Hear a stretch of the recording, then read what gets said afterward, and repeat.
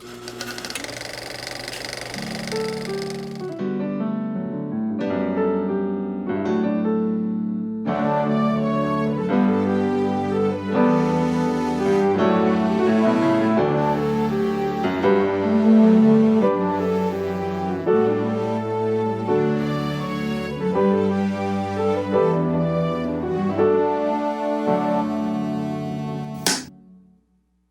guys, how are you? Wonderful. Doing great. You should be after making a film like the PEZ Outlaw. Thanks. Yeah, we love it. It's fun. It's hilarious. It is hilarious. And it's not the story that is that makes it funny and entertaining. It's the way you have written and constructed and edited this documentary. It is, Thank you. honestly, it's a hoot and a holler when you watch it. I like it. Thank you so much. That's awesome that you like it so much. That's great. The way you have this designed, you bring in the whole spy aspect. You've got some great recreations staged in there. You use vibrant colors. You make the Pez factory look like something that kids would love to walk into. Yeah. Wow, we like you. You're nice. Yeah. So much of, there's a childlike air to this. Yeah, for And sure. it's because of what you have constructed, especially what your production designer David Pink and your art director Lauren Schilling have done, that really add the whimsy to this story that matches the whimsy of Pez itself. Yeah, that's a good point. Thank you. Yeah, they were so, like, that was kind of, from the beginning, we wanted it to have that vibe and just be a fun movie. Like, I think from day one of filming, we even told the crew, we're like, if we're not having fun making this, then audiences aren't going to have fun watching it. And that was, like, the big goal of ours. Mm-hmm. I also feel like this story allows for that kind of fun, creativity, and imagination. I think that's what we were really drawn to when we heard the story, is like the story itself is fun and exciting, and the people are amazing, and the characters are great, but it also just allows for all of this fun imagination and creativity, which is really, really up our alley. And that's exactly what Pez is. You look at the little Pez, the Pez holders. I mean, how many of us as kids, I practiced trying to shoot the Pez into my brother's faces. I admit it. You had to get the gun? I didn't have the gun, but if you poised it very correctly with the spring load on the regular dispenser and you flip it a little, you could whack them really good in the head. Oh, that's funny. That's great. Yeah, the Pez, they also had that, like, Pez gun that was a short-lived bad idea on behalf of the company to create a gun to shoot, for kids to shoot themselves in the mouth. It's like, okay, that's the greatest idea. But everything about Pez, when you eat the Pez candies and they turn your tongue different colors, if you had not made this film fun, it wouldn't have worked. Yeah, that's a good point. Yeah. Of all the stories in the world to tell, how did you come across Steve Glew's story, especially since the primary focus of him being the Pez Outlaw was back in the early 90s? Yeah. Yeah, I mean, I think it started with us wanting to find a story like this. That's fun, yeah. Yeah, so we were specifically looking for something that we could, have big visuals with, but that was like an adventure type film. And we just started reading articles and stumbled across this. And there was a long form article, and then there were some other articles, and that led us to Steve's blog, where he'd written, he had 20 years worth of blogs basically of all these headlines of crazy adventures that had happened, and we kind of instantly, I think we read the story a while ago, and it was like on a list of things of like, oh, that would be a great idea to make a movie. But when we started, it was during pandemic too, and we were kind of like just needing something to lighten us up. And so when we started headed out on the journey to find a story like this, that one like rose to the top really quickly on it, and reached out to Steve, and the rest was history. Once you decide you want to make this into a film, How do you even start breaking this down in terms of a through line? Obviously, you have a built-in chronology to a degree, but you've got to, build up and buffer around it and then whittle down the interviews that you want to do. Obviously, you get to go over to Europe.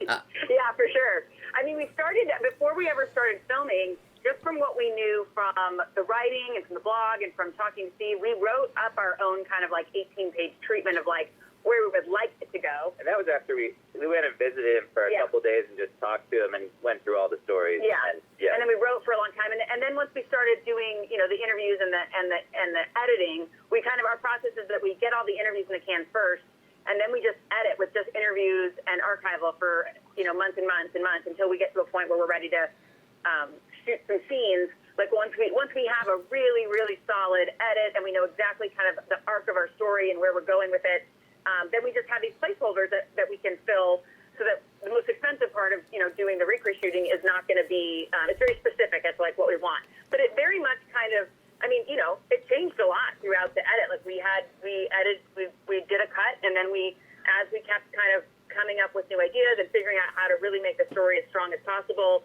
it morphed and changed, and we restructured and we moved things around, and you do that enough and you really focus in on it, and eventually we get to something that we feel like is really working well, and then that's what we were able to come out with. How did you end up determining which things you wanted to recreate? Because Steve's antics just during those, brief, basically 4 years in the 90s, his antics, you could have picked from numerous adventures to recreate. How did you pick the ones that you did? Yeah, the thing was, he had so many headlines in his blogs that sounded, like exciting, wild stories. And so we kind of just talked through them all with him and figured out which ones actually had a full story to it, and that I think it's just whichever ones we were drawn to. I don't know, do you have better? I think it was really about which parts of the movie needed and called for and asked for a scene to help elevate that section. Like, there were things that we had thought about doing scenes about that we kind of were on our list at one point that ended up getting knocked out. But because, like, the ones that were, like, really obvious were like, well, we obviously need this Willy Wonka-esque Pez factory. That was obvious. Mm-hmm. And then we knew since we didn't have an interview with an actual Marcos, we knew we needed a Marcos scene so we could have that character built up. And then we knew we needed... The Pezident. Yeah, and then same with the Pezident. We knew we needed a couple Pezident scenes because we don't have him in the movie. So we needed somebody to represent that person. And then the rest of it was like just the things that kind of jumped out as something like to add that element of fun and adventure, like the film noir scene.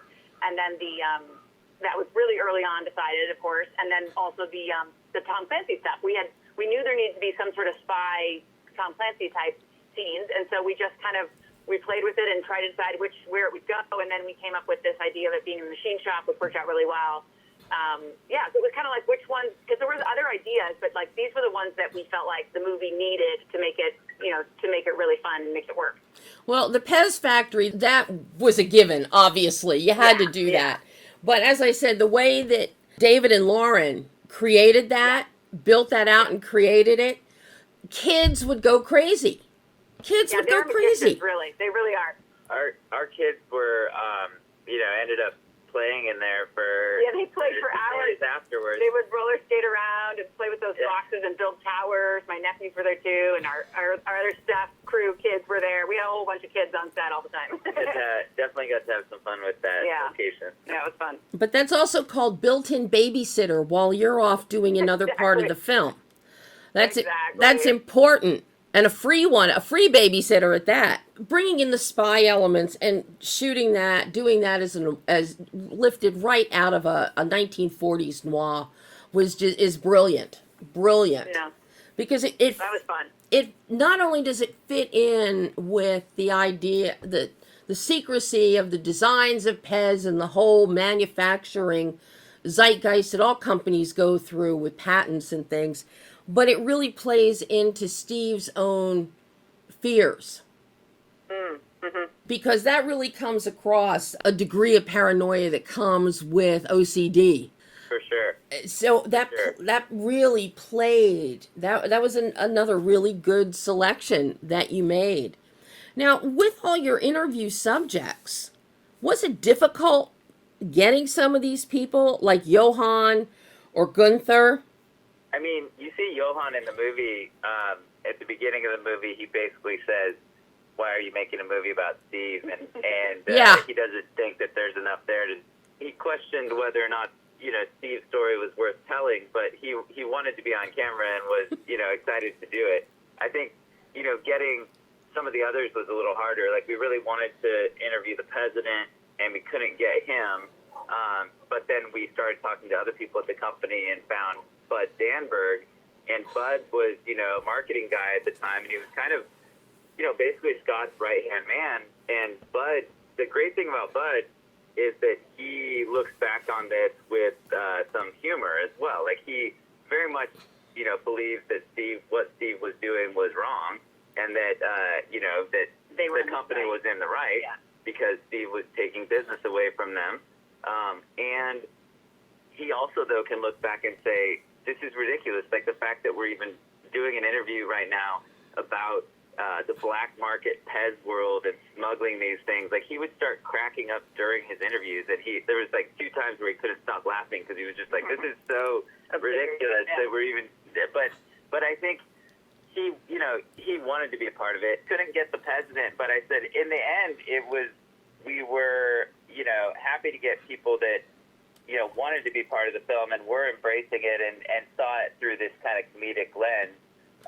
And Bud was kind of perfect for that. Yeah. Well, and I'm not surprised that Mr. McWhinney, the Pezident, didn't want to participate or didn't respond, because it really, who wants to go on camera?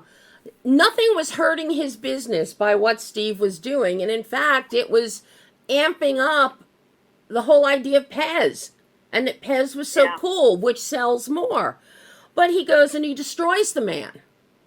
Yeah, he became obsessed and couldn't let it go. Kind of old school with his business as well, because I know talking to people around him, we also learned, he really didn't like the collectors at all at first and wasn't embracing that world, and didn't realize the benefit that collectors could have to his bottom line, and that if the collectors were actually, pushing the product and excited about it, that it would mean more sales overall. He just thought they were a tiny little thing. And I think only when people around him started pointing out kind of, the Coca-Cola collectors and what that was doing for the Coke brand and kind of making it this icon, and things like that, that then he, and I think they mentioned also Harley Davidson and kind of the way the people are loyal to that brand and collect, as well.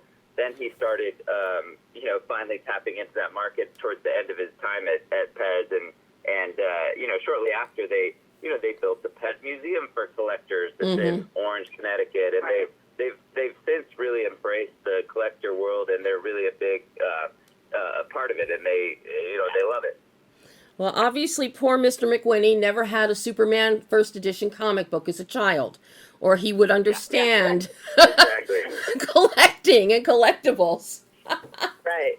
I know. I have to ask you guys, when you were there with Gunther and his little hidden shack and his secret annex in it, did you ever get to see what he had in there? Oh, with Johann. Johann, yeah. He didn't want to show us anything up there. He just spent like 30 minutes bringing out character by character and kind of playing them as puppets and being voices. It was pretty adorable, actually, and funny. Yeah, he definitely wouldn't let us go up there. I mean, the thought is, from most people, is just that he has more of products than he's letting on, because he's very much still selling things. And, I think it even says in the movie, if people knew how many he had, then they, the value wouldn't necessarily want to buy it. If he says there's only 5 of these in the world, and then sometimes mysteriously a year later there's 5 more, he's able to sell them for more. But if people knew he had 500 in there, then they wouldn't pay. And we've seen that happen with other collectibles. So for sure, yeah. It's very, very savvy of him. Very savvy. Yeah. But He's a smart businessman. That in and of itself, that whole sequence was very cloak and dagger, even though it was shot beautifully. in natural light, present day, but that still played into the cloak and dagger idea.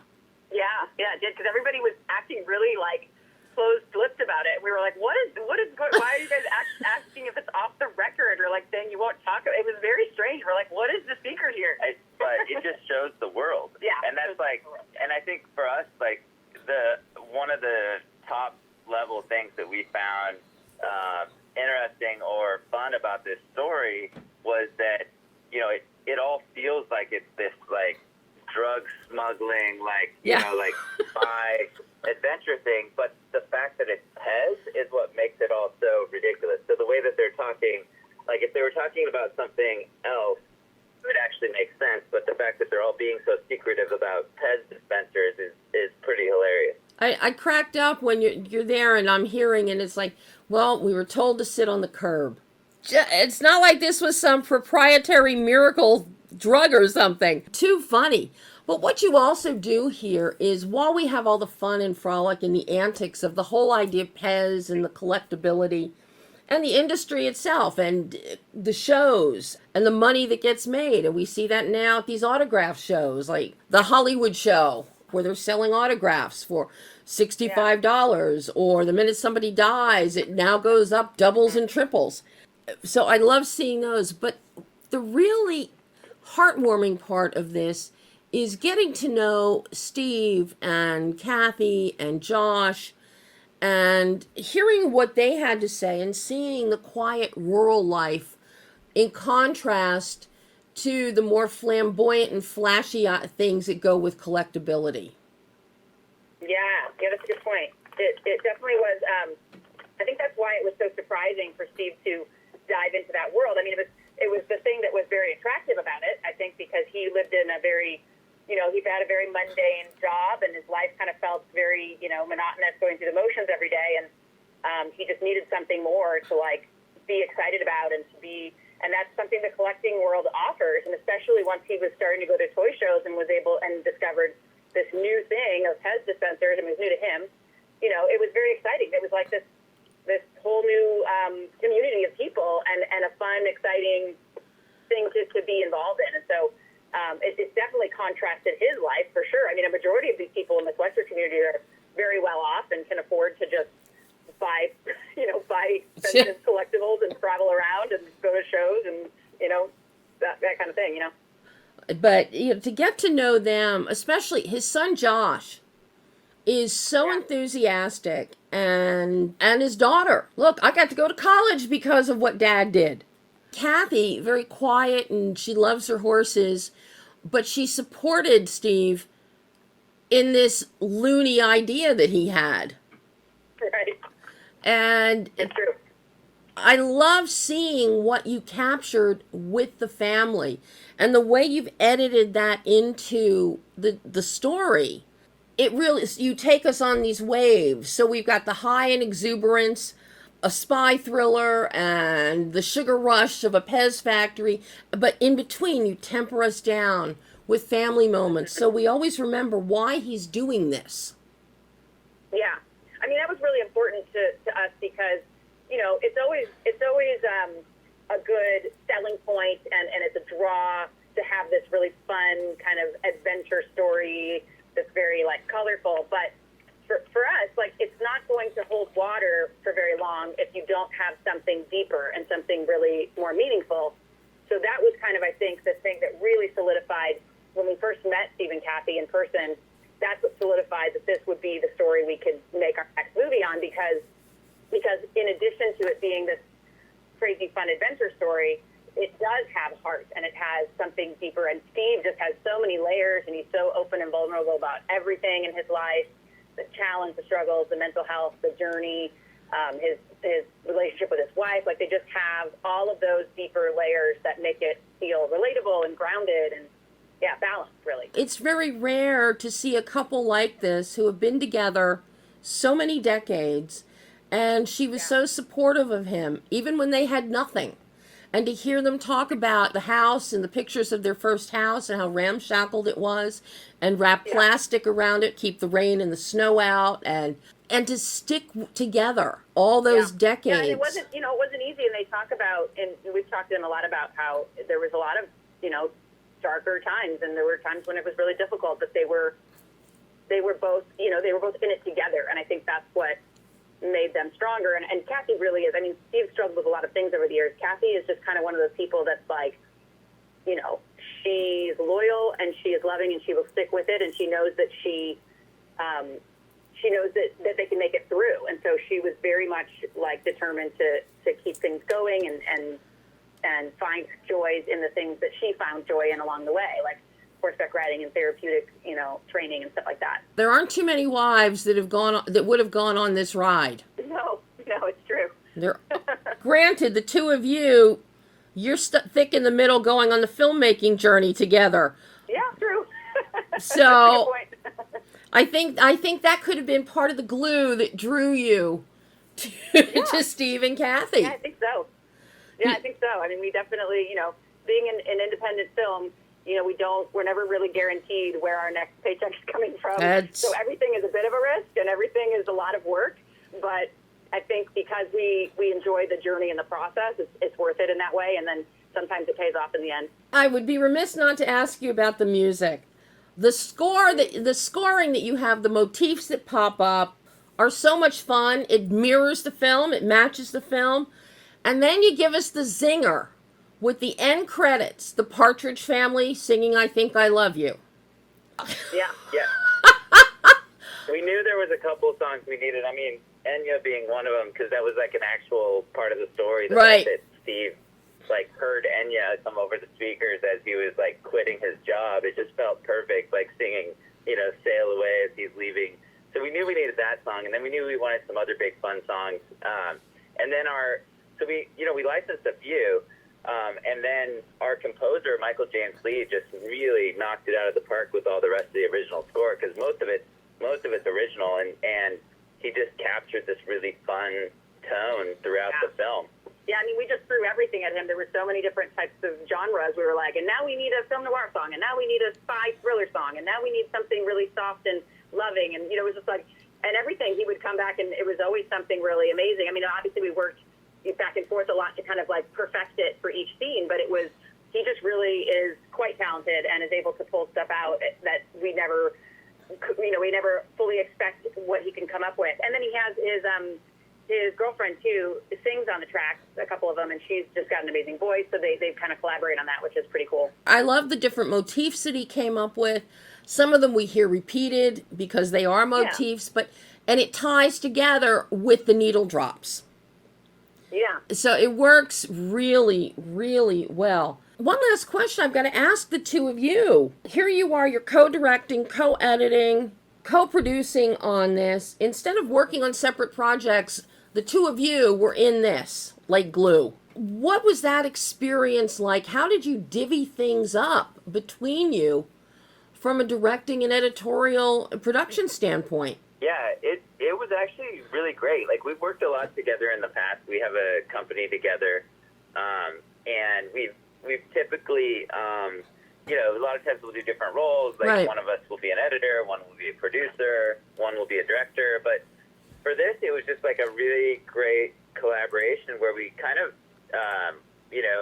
touched everything, both of us. And I think one thing we realized too is we do have different strengths, and at times you don't need two people sitting there in the edit at the same time. So there was a lot of times Amy took the lead on the edit, and then there's times where you're on set and some of the one person in charge and calling the shots that the crew knows who to respond to, and Brian has a lot more confidence and experience in that area, so he took the lead there. Just on the recreation stuff, yeah. So there was just different things that we divvied up, but we just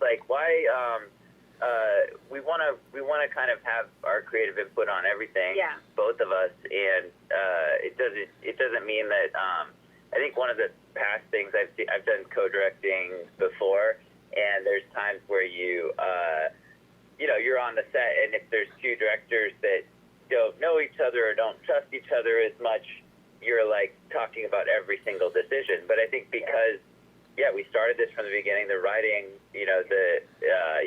everything together. We kind of knew what we were both going for, and if I'm not there, she can make the call. If she's running and getting the next scene set up, I can make the call, and because we're really connected on where we wanted to go with the film. Yeah, and I think there's definitely the storytelling and the structure and all of that was very, very collaborative all along the way.